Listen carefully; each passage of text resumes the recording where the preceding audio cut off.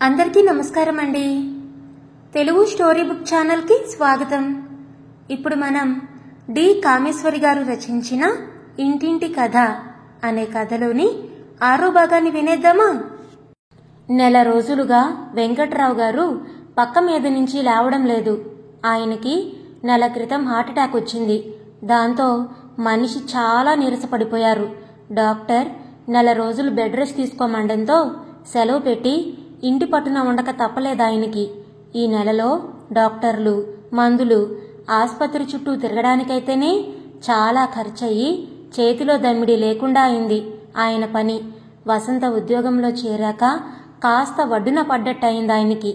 వసంత ఉద్యోగంలో కాస్త ఊపిరి పీల్చుకునే వేళకి ప్రసాద్ పెళ్ళవడం, ఆ పెళ్లితో తమ అందరి దశ తిరిగిపోతుంది అన్న అందరి ఆశ అడియాసైపోయింది. ప్రసాద్ బంగారు పంజరంలో బందీ అయిన పక్షి అని, దానిలో పెట్టే ఖరీదైన తినుబండారాలు కావలిస్తే తినడం, లేకపోతే మానేయడం తప్ప ఇంకొకరికి ఏమీ ఇవ్వలేని స్థితిలో అతనున్నాడని 2-3 నెలలకు గాని వారు గుర్తించలేకపోవడంతో ప్రసాద్ ఎన్నో అపార్థాలకి గురయ్యాడు. తను బంగారు పంజరంలో బందీ అయిన చిలకని అతను నోరు విప్పి చెప్పుకోలేకపోవడంతో రాణివాసం దొరికాక స్వజనాన్ని మర్చిపోయాడని కన్న తల్లిదండ్రులు సైతం కృతజ్ఞుడని తిట్టుకున్నారు. వెంకట్రావు గారికి వంట్లో బాగలేక మంచాన పడి ఇంట్లో ఇబ్బంది అయ్యాక కాంతం ఇంక సహించలేకపోయింది. మీరూరుకోమన్నా ఊరుకోను, కన్నవాళ్లు చచ్చారో బ్రతికారో పట్టించుకొని కొడుకున్నా లేకపోయినా ఒకటే. అంత కళ్ళు మూసుకుపోయాయా వాడికి? పెళ్లితో పెళ్ళాం తప్ప అంతా చచ్చామనుకున్నాడా? ఆ పట్టం కట్టుకున్నాక పట్టుమని 4 సార్లన్నా వచ్చాడా ఇంటికి? ఏదో అందలం ఎక్కిస్తారని, కాస్త ఆదుకుంటాడని, మన పిల్లలు పైకొస్తారని, వాడు బాగుపడి సుఖపడతాడని అనుకుని ఈ పెళ్లి కొప్పుకున్నాం. కానీ వీడిలా మారిపోయి ఇల్లరికం అల్లుడయ్యి కన్నవారి మొహం చూడ్డని అనుకోలేదు. వాణ్ణి 4 మొహం మీద దులిపేసొస్తా. ఏ ఇంటికి పెద్ద కొడుకు, వాడికి మాత్రం బాధ్యత లేదా? అడిగే హక్కు మనకి లేదా? కాంతమ్మ ఆవేశంగా అంది. పెళ్లిలో వారి భోగభాగ్యాలు చూసి అంతా సంతోషించారు. అంతే, ఆ సంతోషం పట్టుమని 10 రోజులు నిలవలేదు. కోడలు తమనసలు మనుషుల్లా చూడలేదు. ఎంతో సంబరంగా పెద్ద కొడుకు పెళ్ళని గృహప్రవేశం వేడుక చేసి నలుగురిని పిలుచుకోవాలంటే అదంతా అమ్మాయి వల్ల కాదు అని కొట్టిపారేశారు. ముచ్చటకొకసారి తీసుకెళ్లాలన్నా అమ్మాయికి ఇబ్బంది అన్నారు. ఆడపిల్లలు సరదాగా వదినగారితో మాట్లాడాలని మేడ మీదకి వెళితే అంటి ముట్టనట్టు మాట్లాడింది. ఇంటి వైభోగం చూసి సంతోషించారు తప్ప కొడుకు కోడలు ముచ్చట ఏమీ తీరలేదు వారికి. లత మాట తీరు, ఆమెకి తమ పట్ల చిన్న చూపు అన్న సంగతి ఒకరితో ఒకరు చెప్పుకోకపోయినా ఇంట్లో అందరికీ అర్థమైంది. పోనీ వాడన్నా సుఖంగా ఉంటే చాలు, పెద్దింట్లో పెరిగిన పిల్ల తాము ఇంటికొస్తే ఇబ్బంది అని రాలేదు అని సరిపెట్టుకున్నారు. పెళ్ళయ్యాక ప్రసాద్ వేసే సూట్లు బూట్లు చూసి కాంతమ్మ తల్లి హృదయం ఎంతో సంతోషపడి కొడుకును చూసుకునేందుకు కళ్ళు చాలవని గర్వపడింది. 2-3 సార్లు ఆఫీసు నుంచి అంత పెద్ద కారులో ఇంటికొస్తే ఎవరో పైవాడు గొప్పవాడు వచ్చినట్లు హడావిడి పడ్డారంతా. తండ్రి కూడా కొడుకుతో పూర్వంలా చనువుగా మాట్లాడలేకపోయారు. చెల్లెళ్ళు, తమ్ముడు, తల్లి అంతా కూడా ఊర్లో వాడితో మాట్లాడినట్టు మాట్లాడారు. అతని వైభోగం, ఆఫీసులో అతని దర్జా, ఊర్లో పలుకుబడి అంతా బాగున్నా ముఖ్యమైంది తామందరూ ఎదురు చూసింది ఏదీ జరగలేదని అందరికీ నిరాశగానే ఉంది. తమ బ్రతుకుల్లో ప్రసాద్ పెళ్లి వల్ల మార్పు రాలేదని, దానివల్ల తమకి వరిగిందేమీ లేదని అర్థమైపోయింది. అడగందే అమ్మన్నా పెట్టదు. వాడి సుఖం వాడు చూసుకున్నాడు. నెల కింద పంపమని చెప్పండి, అంతా కలిసి ఉంటాం. ఇల్లన్నాడు, కారన్నాడు, నిజమని నమ్మాం. కనీసం నెలకింతనన్నా పంపమని అడగండి అంది కాంతమ్మ ఒకసారి ఉక్రోషంగా. అడగందే, ఇంటి పరిస్థితి వాడికి తెలీదా? వాడి ఇబ్బంది ఏమిటో. ఇల్లరికి పల్లుడయ్యాడు. వాడి చేతుల్లో ఉందో లేదో పంపడం ఏ సంగతి తెలియకుండా వాణ్ణి అనుకోవడం ఎందుకు? వెంకట్రావు గారు అన్నారు. మీరుండండి, నేను అడుగుతాను ఈసారి వచ్చినప్పుడు అంది కాంతమ్మ. అన్నట్టుగానే ప్రసాద్ ఓసారి చూడ్డానికి వచ్చినప్పుడు, ఏమిరా ఎన్నాళ్ళక్కడుంటావు? మీ మామగారు ఇల్లు అది ఏర్పాటు చేయలేదా ఇంకా? ఏదో అంతా కలిసి ఉండొచ్చనుకుంటే నువ్వు అక్కడే ఉండిపోయావు. పెళ్ళయిందన్న మాటే గాని కొడుకు కోడల్ని చూసుకునే అదృష్టం లేకుండా ఇల్లరికం వెళ్ళినట్టు అక్కడే ఉన్నావు అందావిడ సగం నిష్ఠూరం సగం బాధ ధ్వనిస్తూ ఉండగా. ప్రసాద్ మొహం నల్లబడింది. అప్పటి వరకు తల్లిదండ్రులకి ఆ మాట ఎలా చెప్పడమా అని దిగులు పడిన అతనికి తల్లే ఆ ప్రసక్తి తీసుకురావడంతో సగం భారం తగ్గి అంతా చెప్పుకొచ్చాడు. ఇల్లరికం ఉండడం తప్ప గత్యంతరం లేదన్నాడు. ముందు సరిగా వివరాలు అడక్కపోవడం తందే తప్పని ఒప్పుకుంటూ తన అసక్తత వెల్లడించాడు. అందరి ఆశలు అడియాసలయ్యాయి ఆ జవాబు విని. కొడుకు మాటల్లో వ్యధ ఆమెకు అర్థమైంది. అదో పోజు, మనందరం ఎక్కడ తినిపోతామో అని వాడే అలా అన్నాడు. అక్కడైతే తానొక్కడే అనుభవించొచ్చు, వేరే ఇల్లు తీసుకుంటే మనందరినీ పోషించాలని ఈ ఎత్తేశాడు ఉక్రోషంగా అంది వసంత ప్రసాద్ వెళ్ళాక. ఆమె ఎన్నెన్నో ఊహించుకుంది అన్నగారి పెళ్లి వల్ల వచ్చే లాభాల్ని. అవన్నీ తలకిందులు చేశాడని ఆమెకి మంటగా ఉంది. ఇల్లరికం వెళ్లాలని వాడికి సరదా ఉంటుందా? ఏమిటో వాళ్ళ ఆస్తిపాస్తులు చూసి మనం మోసపోయాం. ముందు అడక్కపోవడం మన తప్పు. ఇంతకీ ఇస్తామన్నా 50,000 ఇస్తారో లేదో. ఆ డబ్బుతో కూతుర్ల పెళ్లిళ్లు చేయొచ్చని ఇన్నాళ్లు నిబ్బరంగా ఉన్న వెంకట్రావు గారు ఇప్పుడు మళ్లీ బెంగలో పడ్డారు. అయ్యో, అడక్కపోయారు? నాకు గుర్తు లేకపోయింది, ఈసారి అడుగుతాను అంది కాంతమ్మ. తల్లి అడక్క పూర్వమే ప్రసాద్ ఆ విషయం ఆలోచించాడు. తన సుఖాలు చూసుకున్నాడని తన వాళ్ళు అనుకోవడం ఎలా ఉన్నా ఇంటి పరిస్థితి తెలిసి తను సహాయపడాలని ఈ పెళ్లి చేసుకున్నాడు. ఇంత డబ్బు ఆస్తి ఉంది, అన్ని దర్జాలు సుఖాలు జరుగుతున్నాయి. కానీ తనది అని చెప్పి తనిష్టం వచ్చినట్టుగా ఖర్చు పెట్టుకోవడానికి 10 రూపాయలు అతని దగ్గర ఉండడం లేదు. ఆఫీసులో అంత పెద్ద ఉద్యోగం నిర్వహిస్తున్నాడు. ఇంటి అల్లుడు, ఆస్తికి కాబోయే అధికారి. జీతమేమిటి? అంతా తందే అనుకుంటారు. కానీ తన అవస్థ ఎవరితో చెప్పుకోవాలో అర్థం కాలేదు ప్రసాద్కి. స్వయంగా మామగారిని అడగలేక కొన్నాళ్ళు ఇబ్బంది పడ్డాడు. ఆఖరికి ఆలోచించి ఆఫీసులో క్యాషియర్తో అందరికీ జీతాలిచ్చే రోజున తనకీ జీతం నారాయణమూర్తి గారిని అడిగి తెచ్చిమ్మని చెప్పాడు. క్యాషియర్ నోరెళ్లబెట్టాడు. సార్ అన్నాడు. ఆ వార్త నారాయణమూర్తి గారి చెవిన పడగానే ఆయన అల్లుణ్ణి గదిలోకి పిలిచి చాలా అవమానం జరిగినట్టు మొహం మాడుచుకుని, నీకేం లోటు చేశామని అందరి ముందు ఇలా అవమానించావు? అల్లుడివి, ఉత్తర ఈ ఆస్తికి యజమానివి. నీకు మా కింది పనిచేసే వారితో జీతం ఇవ్వమని కబురు పెడతావా? పోనీ నువ్వే అడక్కపోయావు? ఈ డబ్బంతా నీది, నువ్వు వాడుకోవద్దని ఎవరన్నారు? నీకు జీతం ఇచ్చి మమ్మల్ని మేము అవమానించుకోమంటావు అంటూ మాట్లాడాడు. అంతా తన డబ్బంటారు. డబ్బు కావలిస్తే 10 ఇవ్వండి, 100 ఇవ్వండి అని ఎవరిని అడగాలి? మామగారినా? భార్యనా? ఆఫీసులో వాళ్ళనా?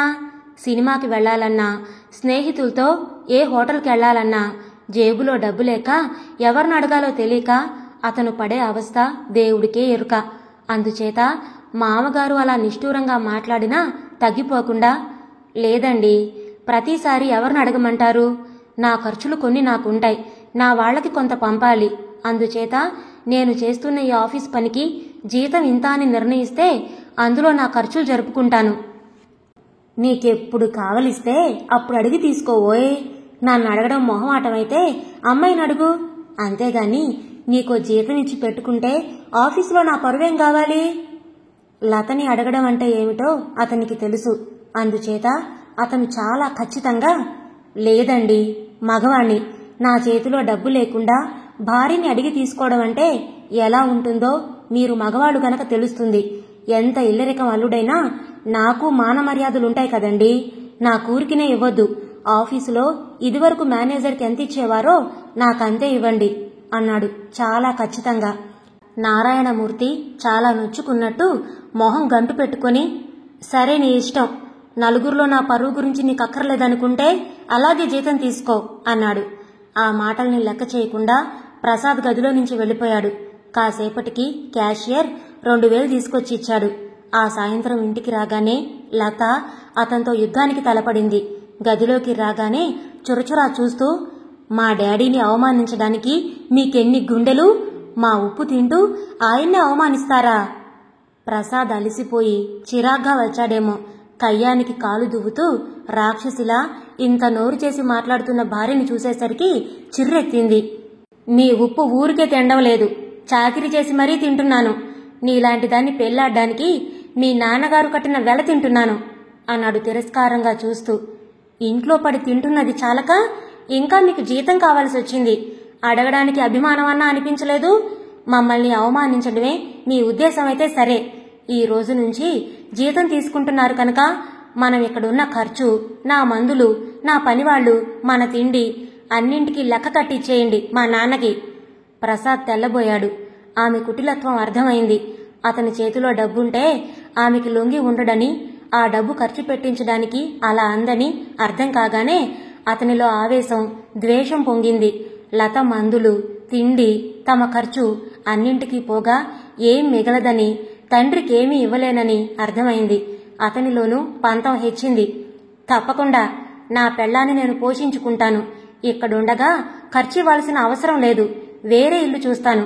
పద, అందరి భార్యల్లా నేను పెట్టింది తింటూ కాపురం చెయ్యి ప్రసాద్ కసిగా అన్నాడు. లత హేళనగా నవ్వింది. హాహా, పెళ్ళాన్ని పోషించే పెద్ద మగాడు బయలుదేరాడు. తమరికి 2000 రూపాయల జీతం మా ధర్మాన వచ్చిందని మర్చిపోయినట్లున్నారు. లేకపోతే మీరు చేసే ముష్టి ఉద్యోగానికి 3000 ఎవరూ ఇయ్యరు. 3000 కాదు, 300 వచ్చినా బ్రతికే భార్యాభర్తలున్నారు. డబ్బులోనే సుఖం ఉందనుకొని గోతిలో పడ్డాను. ఇన్ని మాటలు అనవసరం. నా ఖర్చుకు నేను జీతం తీసుకుంటున్నాను. నీకిష్టమైతే వేరే వెళదాం. అప్పుడు అందరి భార్యాభర్తల్లాగా ఉండు. లేదంటే మరి మాట్లాడుకు.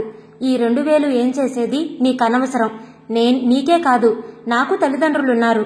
వాళ్ల కష్టసుఖాలు చూడాల్సిన బాధ్యత నాకుంది పెద్ద కొడుగ్గా ప్రసాద్ ఖచ్చితంగా చెప్పాడు. ఓహో, వాళ్లకివ్వడానిక ఈ డబ్బు? సిగ్గులేదు? అత్తగారి సొమ్ము తీసుకెళ్లి ఇంట్లో ఇవ్వడానికి? మీకు లేకపోయినా వాళ్ళకెలా లేకపోయింది? ఇంకొకరి సొమ్ము తినడానికి అభిమానం లేదా? చూస్తా మీరెలా ఇస్తారో, వాళ్ళెలా తీసుకుంటారో చూస్తా. డాడీకి చెప్పానంటే నయా పైసా ఇవ్వరు. మీ ఆట కట్టించడం నా చేతిలోని పని. విశాపు నవ్వు నవ్వింది లత. రాక్షసి, నీకు నేనేం చేశానని నా మీద ఇలా పగబట్టినట్లు సాధిస్తున్నావు? నీ శరీరమే కాదు, నీ మనసు కూడా ఇంత వంకరా అని తెలుసుకోలేక మీరు చూపిన డబ్బుకి ఆశపడి గోతిలో పడ్డాను. ఛీ, నువ్వాడదానివి కావు. ఆడదానికి ఉండాల్సిన దయ, మమత, అనురాగం అవి ఏ కోసానా లేవు. ఛీ, నువ్వింత నీచురాలివని ఎన్నడూ అనుకోలేదు. నువ్వు నీ డబ్బు కట్టకట్టుకుని గంగలో దూకండి. అన్నింటికంటే డబ్బే ఎక్కువ అనుకునే నీకు అందుకే దేవుడు అనుభవించే యోగం లేకుండా చేశాడు. ఇదిగో నీ డబ్బు. ప్రసాద్ పట్టజాలని కోపంతో చేతిలోని 2000 రూపాయలు ఆమె మొహాన విసిరికొట్టి విసవిసా వెళ్ళిపోయాడు. లత విజయగర్వంతో నవ్వుకుంది. అతన్ని అవమానించి బాధ పెట్టగలిగినందుకు కసిగా నవ్వుకుంది. అక్కయ్య, నేనో మాట చెప్తాను, ఏమనుకోకుండా వింటావా? పెరట్లో కూర్చొని పచ్చడి రుబ్బుతున్న కమల్ దగ్గర కూర్చొని అంది వసంత. ఆఫీసు నుంచి వచ్చి టిఫిను, కాఫీ తాగి మొహం కడుక్కొని పెరట్లో మంచం మీద కూర్చొని అక్కగారితో మాటలకి దిగింది వసంత. ఏమిటా అంత అనుకునేది? కమల నవ్వుతూ అంది. ఏమి లేదు, ఫాతిమా అని మా ఫ్రెండ్ అని చెప్తుంటాను. ఒకసారి మన ఇంటికి కూడా వచ్చింది, గుర్తుందా? కమల కుతూహలంగా చూసింది. ఎందుకో ఉపోద్ఘాతం అన్నట్లు. ఫాతిమా వాళ్ళ అమ్మగారు ఒక క్రష్ నడుపుదాం అనుకుంటున్నారు. క్రష్ అంటే అదే బాలవిహార్ లాంటిది. ఉద్యోగాలు చేసుకునే ఆడవాళ్లు తమ చిన్నపిల్లల్ని అక్కడ వదిలి వెడతారు. రోజంతా పిల్లల్ని చూసుకోవడానికి డబ్బు తీసుకుంటారు. అలాంటిదొకటి నడపాలన్న ప్లాన్లో ఉన్నారావిడ.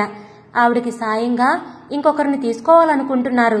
ఫాతిమా ఆ మాట చెప్పగానే చటుక్కున నువ్వున్నావని గుర్తొచ్చింది. ఆవిడికి సాయం అంటే ఏం లేదు, ఓ 15-20 మంది చిన్నపిల్లల్ని జాగ్రత్తగా చూసుకోవాలి అంతే. ఆ డబ్బు ఇద్దరూ చెరిసగం తీసుకోవచ్చు. ఆ పని మేం చేస్తామని 1,00,000 మంది ముందుకొస్తారు. కానీ ఫాతిమా అమ్మగారితో నీ సంగతి చెప్పాను. నీలాంటి వాళ్లకి అవకాశం ఇవ్వాలని ఆవిడ అనుకుని వెంటనే నిన్ను పంపమన్నారు. అక్కయ్య, రోజంతా ఇంట్లో కూర్చునేది అక్కడ కూర్చుంటావు. నీకు పిల్లలతో హాయిగా కాలక్షేపం అవుతుంది. నెలకి ఏ 100-200 సంపాదించుకోవచ్చు. ఇది మంచి అవకాశం అక్కయ్యా. నువ్వు అంటే రేపే వెళదాం.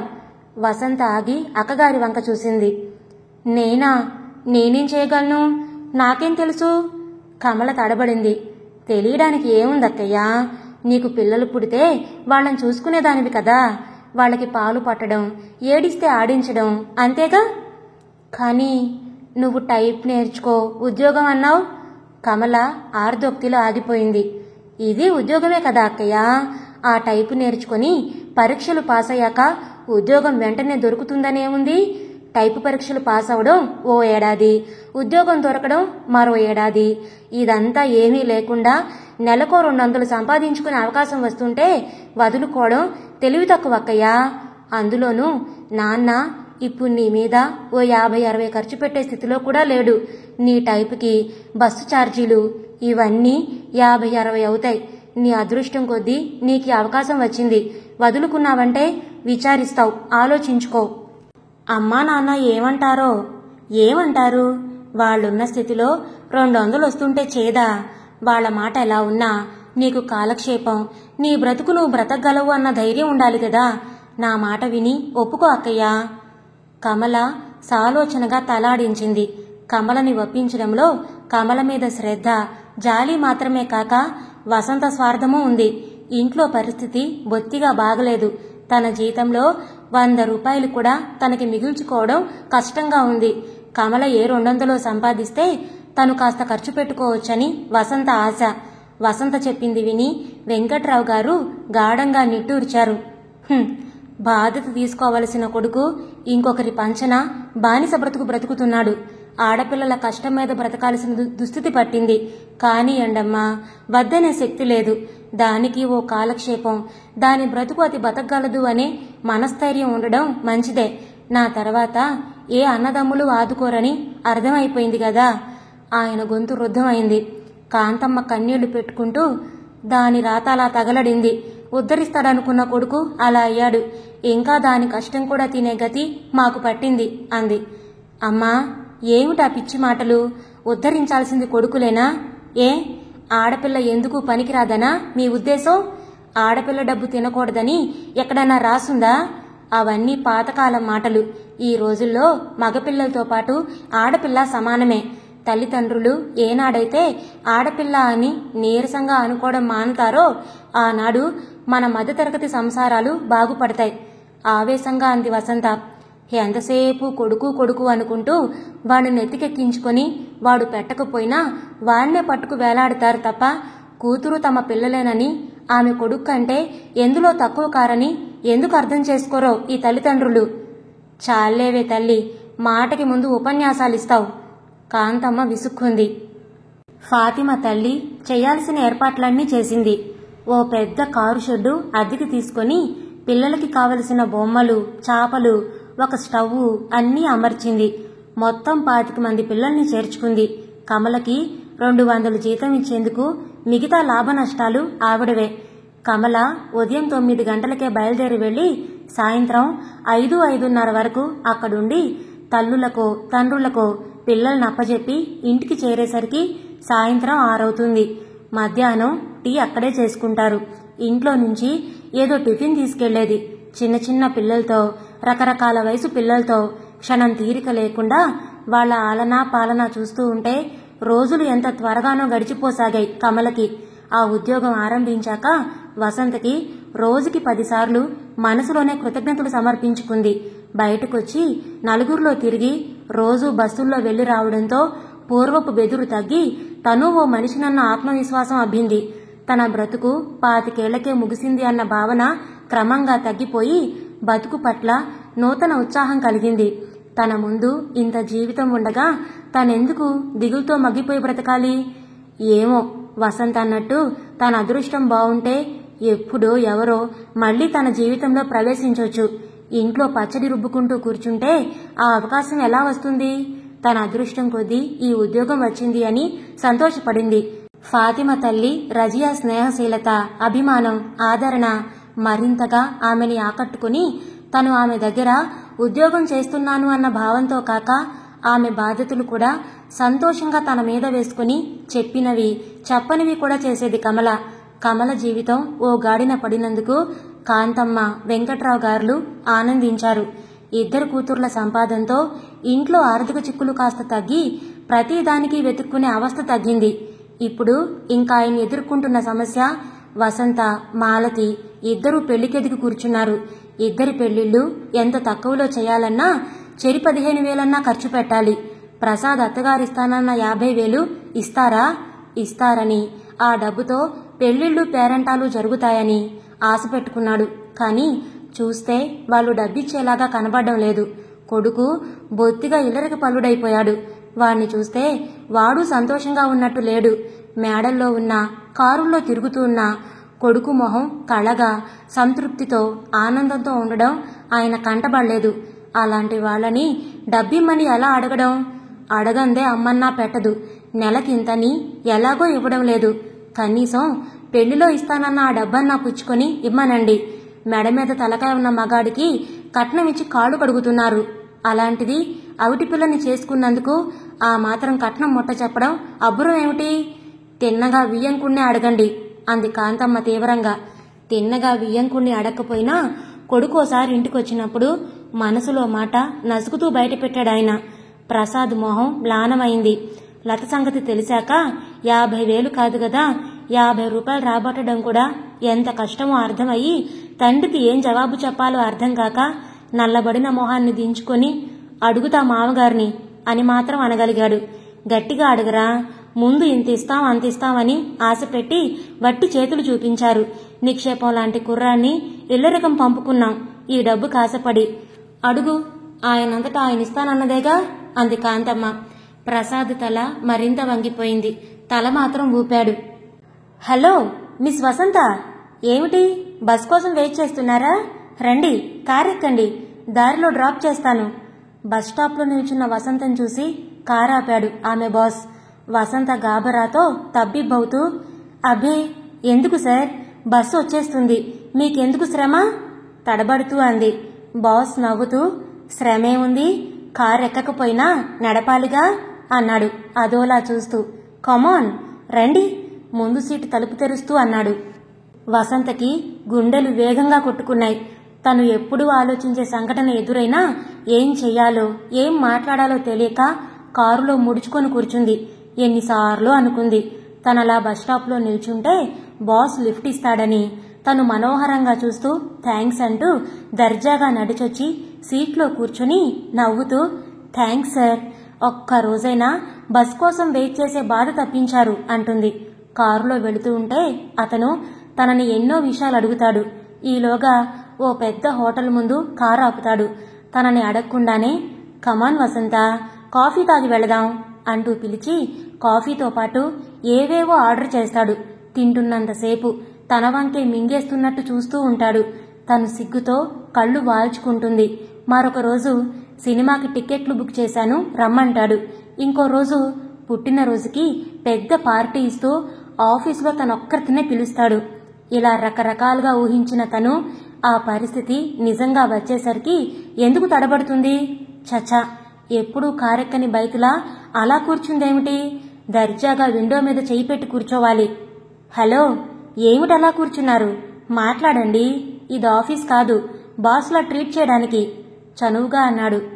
ఎంత మంచివాడు, బాస్ లాంటి అందగాడు, ధనవంతుడు. తనలాంటి మామూలు స్టెనోతోటి కూడా అంత మర్యాదగా, అభిమానంగా మాట్లాడుతున్నాడంటే తనంటే ఇష్టమన్నమాటే కదా. తనతన్ని ఆకర్షించి ఉండాలి. ఇలాగే ఆరంభించిన పరిచయం కొన్నాళ్లకి ప్రేమగా మారుతుంది. ఎన్ని పుస్తకాల్లో, ఎన్ని సినిమాల్లో జరిగిందో ఇలాగా. తను మరీ ముడుచుకుపోకుండా ధైర్యంగా చొరవ చేయాలంతే. ఏం మాట్లాడాలి? ఛ, సమయానికి ఒకటే గుర్తురాదే కర్మ.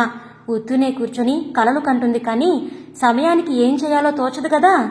వసంత ధైర్యం తెచ్చుకుని అతని వంక చూసి నవ్వింది. గుడ్, అలా ఉండాలి. ముడుచుకుపోయే ఆడవాళ్లంటే నాకు చిరాకు. ఫ్రీగా చలాకీగా ఉండాలి. మీరందుకే నాకు నచ్చారు అన్నాడు. వసంత గుండెలు ఒక్క క్షణం ఆ కాంప్లిమెంట్కి కొట్టుకోవడం మానేసింది. అతనికి నచ్చిందని చెప్పాడు. ఆ చెప్పడం ఎంత నాజుగ్గా చెప్పాడు. థ్యాంక్స్ సార్, మీరింత మంచివారని ఇంత ఇంత. ఏమిటి ఇంత ఇంత? ఎంత చెప్పండి నవ్వాడు. వసంత ముసిముసి నవ్వులు నవ్వింది. వసంత గారు, ఏమిటి మీలో మీరే నవ్వేసుకుంటున్నారు?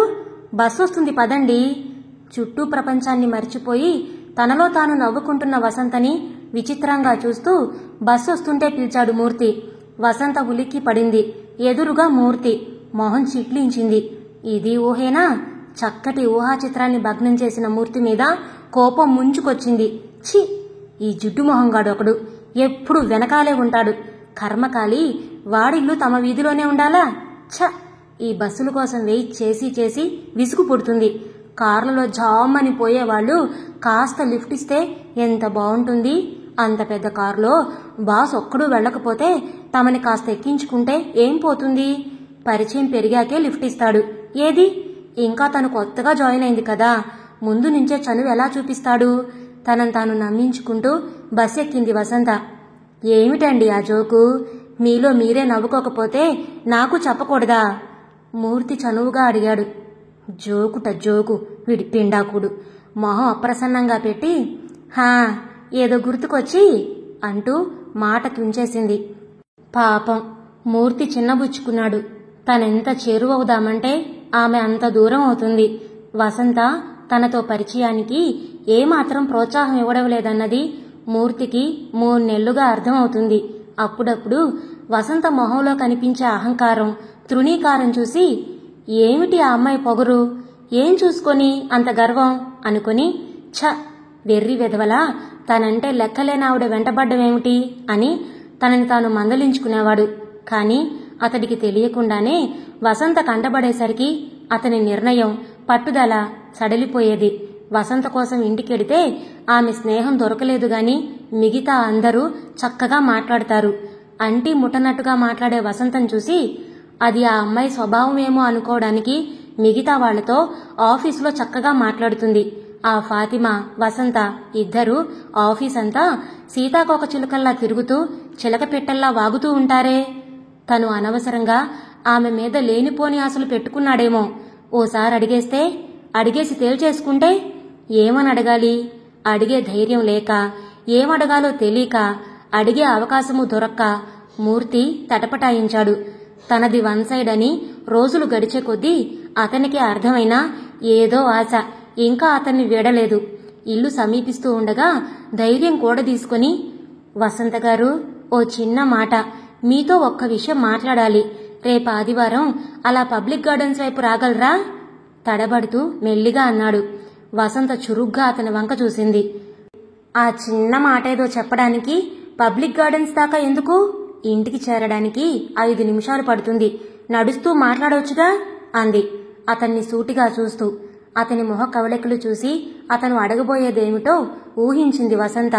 3 నెలలుగా తన వెంటబడ్డం, తనని ప్రసన్నం చేసుకోవడానికి అతను పడే తాపత్రయం అన్నీ తెలిసి కావాలని అతన్ని చిన్నచూపు చూస్తూ నిర్లక్ష్యంగా మాట్లాడితే అతనే తప్పుకుంటాడని అనుకుంది. ఒక్కోసారి ఒక మగవాడిని తన వెంట అలా తిప్పుకుంటూ ఉన్నందుకు గర్వంగా అనిపించేది. ఈరోజు అతను అడిగేదేమిటో అర్థమయ్యి కావాలని ఏడిపించడానికి అలా అంది. మూర్తి పాపం మొహం మాడ్చుకొని, ఇక్కడ చెప్పే మాట కాదులేండి, పోనీ మీకు వీలు కాకపోతే అన్నాడు. చెప్పండి, పర్వాలేదు. అంతరహస్యమా? వేళాకోళంగా అంది. మూర్తి మొహం మరింత చిన్నబోయింది ఆమె ధోరణికి. చిన్నబోయిన అతని మొహం చూస్తే వసంతకి మరింత చులకన భావం వచ్చింది. ఏదో అని అతన్ని మరింక తన వంక చూడకుండా చేయడానికి తరుణమని ఆలోచించింది. లేకపోతే పీడ, రోజు బోరు కొట్టించి చంపుతున్నాడు. ఈ జిడ్డు మొహంగాడు పబ్లిక్ గార్డెన్కి పిలిచి ప్రేమిస్తున్నాను అని చెప్తాడు కాబోలు. ఎంత ధైర్యం! అంత చవకగా కనిపిస్తుంది అతను. ఏమనుకుంటున్నాడో తన గురించి? వీడి అందాన్ని, బోడి గుమస్తా ఉద్యోగం చూసి వరించి పెళ్లాడేస్తుందని ఆశ కాబోలు. ఇలాంటివి మొగ్గలోనే తుంచేయాలి. ఏమిటండి మీరు మాట్లాడాల్సిన అంత పెద్ద సంగతి? ఓ ఆడపిల్లని పబ్లిక్ గార్డెన్కి పిలిచి మాట్లాడతారా? మీరు పిలవగానే ఓ అయినింటి ఆడపిల్ల పరిగెత్తుకొస్తుందనుకుంటున్నారా? అంత మంచి మర్యాద లేని వాళ్ళం కాదు మేము. మీ చెల్లెల్ని ఎవడన్నా పిలిస్తే అలా పంపిస్తారా పబ్లిక్ గార్డెన్స్కి పరాయి మగవాడి వెంట? ఏమనుకుంటున్నారో మీ మగవాళ్ళు ఆడపిల్లల గురించి? మీరే మర్యాదస్తులైతే, మీకే సంస్కారం ఉంటే, నాతో మాట్లాడవలసింది ఉంటే ఇంటికొచ్చి మాట్లాడేవారు. వసంత గట్టిగా దబాయిస్తున్నట్టు దులపడం మొదలుపెట్టింది. మూర్తి మొహం నల్లబడిపోయింది. ఆమె హఠాత్తుగా అలా కయ్యానికి కాలు దువ్వేసరికి తెల్లబోతూ తడబడుతూ వణికిపోయాడు. తన ఉద్దేశం అది కాదని చెప్పాలనుకున్నా నోరు పెగల్లేదు. బిత్తరపోయాడు. అది కాదు వసంత గారు. ఆఖరికి ఎలాగో అనగలిగాడు. ఏది కాదు? ప్రతి వాడికి ఇదో వేషం. కాస్త చదివి ఉద్యోగం చేసే అమ్మాయిని చూడగానే బరితెగించిన దానిలా కనిపిస్తుంది కాబోలు. తమ వెంట రమ్మంటే తలాడించి వస్తుందనుకుంటారు కాబోలు. చాలు, మరెప్పుడు ఇలా నన్ను అవమానించకండి, వెళ్ళండి. ఇంకా మీరేదో మర్యాదస్తులు అనుకున్నాను, వసంత తీక్షణంగా అంది. పూర్తిగా మాడిపోయిన మొహాన్ని దించుకొని ఆమెకి ఇంకేం చెప్పి లాభం లేదని మూర్తి చరచరా వెళ్ళిపోయాడు. వసంత తేలిగ్గా నవ్వుకుంది. ఇంతటితో ఇంటింటి కథ అనే కథలోని 6వ భాగం పూర్తయిందండి. మీకు నచ్చిందా? నచ్చితే లైక్ చేయండి, షేర్ చేయండి. అలాగే మీ విలువైన అభిప్రాయాలను కామెంట్స్లో తప్పకుండా తెలియచేయండి. ఇలాంటి మరెన్నో మంచి మంచి కథలు వినడానికి కొత్త వాళ్ళు మన ఛానల్ని తప్పకుండా సబ్స్క్రైబ్ చేసుకోండి. 7వ భాగంతో మళ్ళీ కలుద్దాం. అంతవరకు ఉంటానండి.